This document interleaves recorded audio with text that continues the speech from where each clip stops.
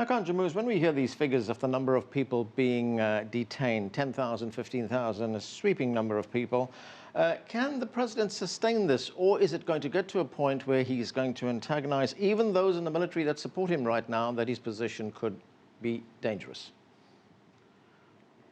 First of all, those numbers are not correct. And I am stand to correct the member of the panel here. The official numbers and all the TV channels broadcast are very similar numbers of around 6,000. That's all. And the other point I would like to correct about what my colleague said is President called the leaders of the opposition parties, thanking them for their effort in cracking down this coup attempt. And this is unprecedented. They've actually had quite lengthy discussions. And may I also add to you, just to prove a point what he said is wrong, the squares in Istanbul and other cities in Turkey are filled with people with Turkish flags, no party flags. This is not AK Party people, this is people of Turkey. It's a democracy in its full functioning, people stopping coup d'etat together. So I'd like to give credit to the people of Turkey for defending what is rightly theirs, i.e. their will being exercised by their own government, which was chosen by them through a fair and open, transparent election.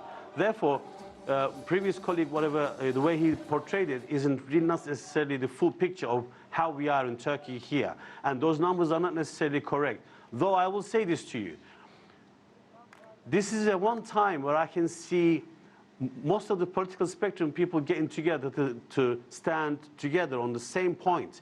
And I do hope we can actually make something out of this and have that social peace amongst each other. And I do hope that we will actually achieve that harmony and unity on standing on main principle values that hold this country together. Okay, Ilhan, do you want to respond to that very quickly, that these demonstrations that we are seeing are not party-affiliated demonstrations, they're actually people with Turkish flags there, and the other point that the number of people arrested is actually far lower? These numbers are reported by New York Times, Washington Post, and Turkish the press. And the second point is all those meetings in Ankara and Istanbul, they are chants for President Erdogan, not for the wider spectrum of the values. One thing, for example, President Erdogan has not called Demirtas, Mr. Demirtas, who very first hours of the coup came out and opposed the coup and condemned the coup.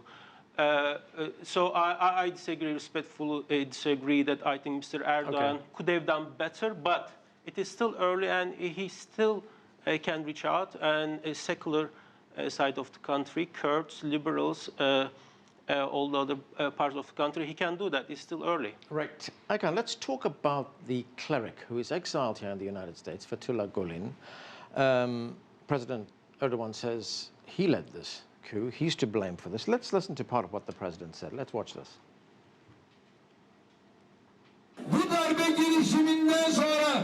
After this coup attempt, once again I call on U.S. President Barack Obama. I say, give this person in Pennsylvania to Turkey already. I call on the United States, if we are strategic partners, if we are model partners, please comply with your partner's requests, because we've given you every terrorist you've wanted from us. What do you make of what the president is saying there, that Fethullah Gulen has led this coup, has been, or at least the people who staged the coup have been inspired by him? What do we make of that? Right from the early hours of the failed coup attempt, both the Prime Minister Yildirim and President Erdogan were sure that this was a coup planned and executed by Fethullah Gulen and his followers. Now, the numbers of detained soldiers, roughly 6,000, and many generals, around 100 generals and colonels, indicate that this was a wider network. For example, it's clear that some of the officers belong to the rigid secular nationalist officers who are known for their anti-Erdogan sentiment. It's also possible that there were other officers who were simply in this for personal advancement, out of career concerns. So I think it would be more accurate to call this a hybrid coup, meaning this was a coup that brought different factions within the military. And for various, of course, they had a single communique on state TV. they argued that they were doing this to fight authoritarianism in Turkey. They argued that they were there to restore rule of law. Now, it was ironic, of course. They were trying to undo authoritarianism by violent authoritarianism. They were trying to reinstate rule of law by destroying and undermining rule of law. So I think it would be more accurate. Actually, it would be also better for the president and the prime minister to spell out the full scope, the full involvement of factions in this coup attempt, because only then Turkey can truly point to the structural problems in the Turkish military that has led to coups in 1960, 71, 1980, 1997, and so on and so forth. What I try to say is, unless Turkey moves beyond just the daily rhetoric and focuses on structural shortcomings of the Turkish military's culture that produces coups again and again, we might be in for other unfortunate failed attempts. Tulin, what is your view on this? Is it a coalition here, elements of various groups that inspired this coup rather than just one single person here in the United States? Oh, that's difficult to know. We just, really have to wait and see how this came into being rather than speculating about it. But it is for certain that President Erdogan is blaming the Fethullah Gülen movement to carry out this coup from the very first moment onwards. And, it's all about, he just carried a speech in Istanbul, and he said that he's going to do all he can to uproot them, the Gülenists, from their caves. So he's really very angry about the Gülen movement, and he wants to cleanse all at once all the Gülenists from the state institutions.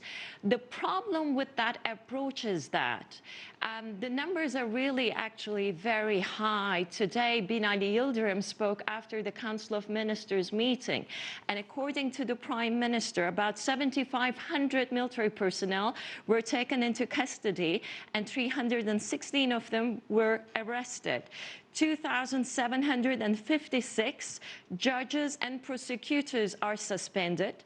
Almost 1,500 governors and policemen are also suspended from their duty.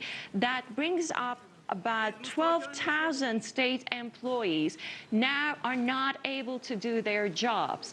Now, whether they're Gülenists or not, it's a different kind of an issue, but we had seen a similar issue in Iraq after the occupation. We had seen that the de-Baathification, cleansing all the state institutions from the Baath party members and mainly the Sunnis, had created a real problem for the Iraqi state. And if there is an Iraqi state today, it's anyone's, guess. I think that's not. The point is, yes, you may try to, or you may wish to cleanse all the state institutions from the Gülenists, but you need to do it step by step. But if you do it all at once, okay, you're cleaning these state institutions from these people, but who are you bringing in? Who is doing the job? And therefore, there is a real vulnerability here in Turkey that is creating some concern. This country is bordering both Iraq and Syria, and there is a serious fight against the Islamic State of Iraq and Levant, as well as the PKK, the separatist Kurdish terror organization within inside the country. And so, this is really becoming a huge concern for the citizens as to where we are going next. Maybe the military coup failed, but it seems that, or maybe we can question whether there is a civilian coup now underway, right, and what the cost of it is going to be in the coming days and so.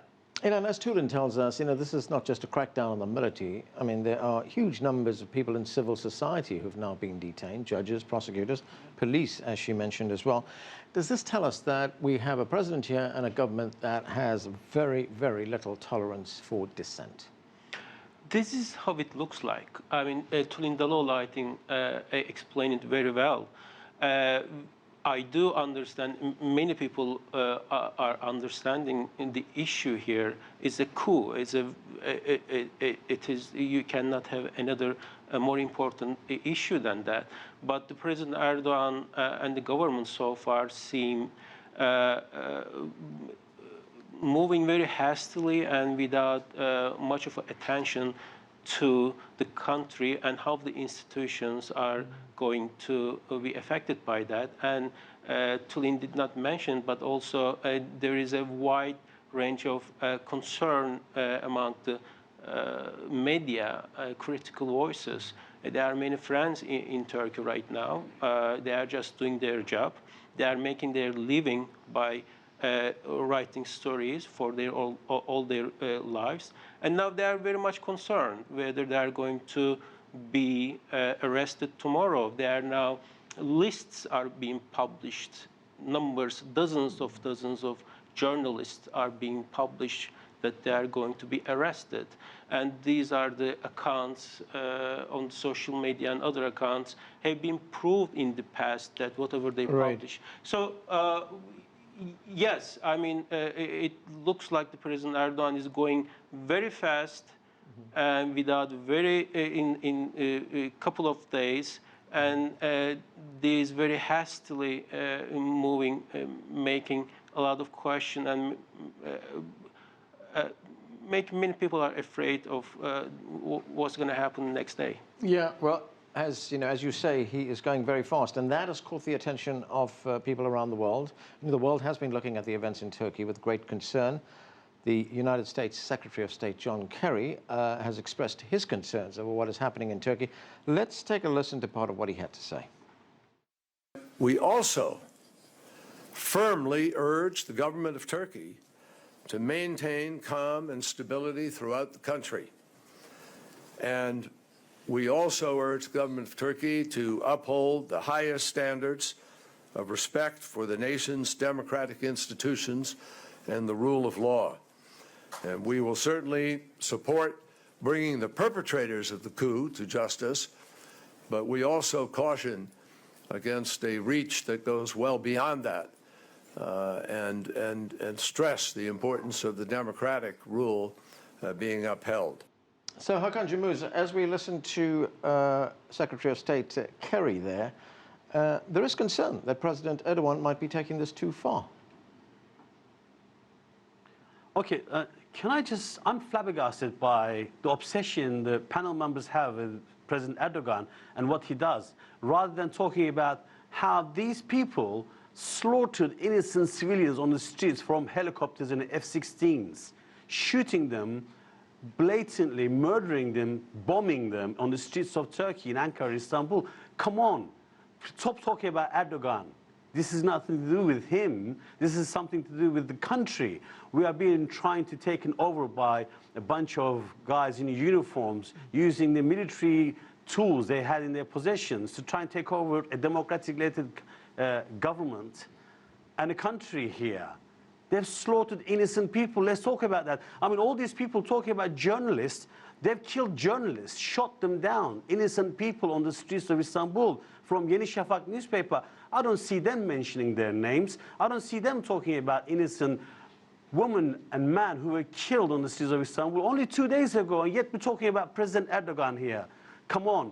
I mean, you're talking about John Kerry. John Kerry is the one who supports someone like Sisi in Egypt. When the coup was happening, the only announcement came from John Kerry was, we would like to see normalization and stability return to Turkey. What does that mean? How diplomatic can you get as a foreign Secretary of State of America? Instead of saying, we condemn culprits of this coup attempt. We condemn undemocratic ways of these people trying to take over a country. And we support government of Turkey. He didn't say that. Russia didn't say that. Britain didn't say that. Silence is a consent, and they kept their silence. And I see my friends on the panel here not talking about the murder and the killing happening, rather than talking about President Erdogan. Come on. You can't really let your prejudices cloud your judgment on these issues. We're talking about real events here. Right. If you could respond to what Hakan Camuz just told us briefly, and then I also want you to address the question was, ultimately, Was this a victory for Turkish democracy? First of all, let's start by saying that this was really a tragic event, senseless loss of life. Right.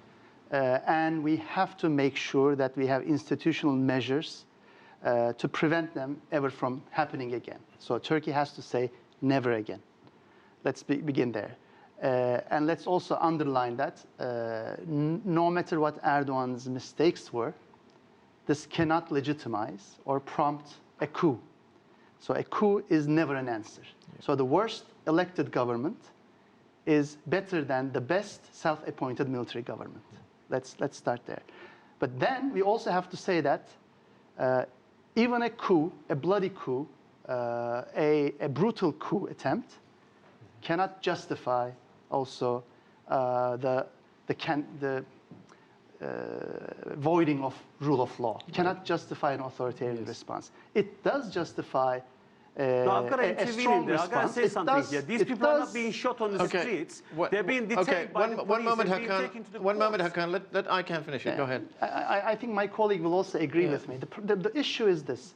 If we have rule of law and due process, we'll make sure that all involved will get justice. Because we failed to do it in the Ergenekon and Balyoz cases. Okay, I'm afraid we're going to have to end it there. We've run out of time. Thanks to all of you for being with us.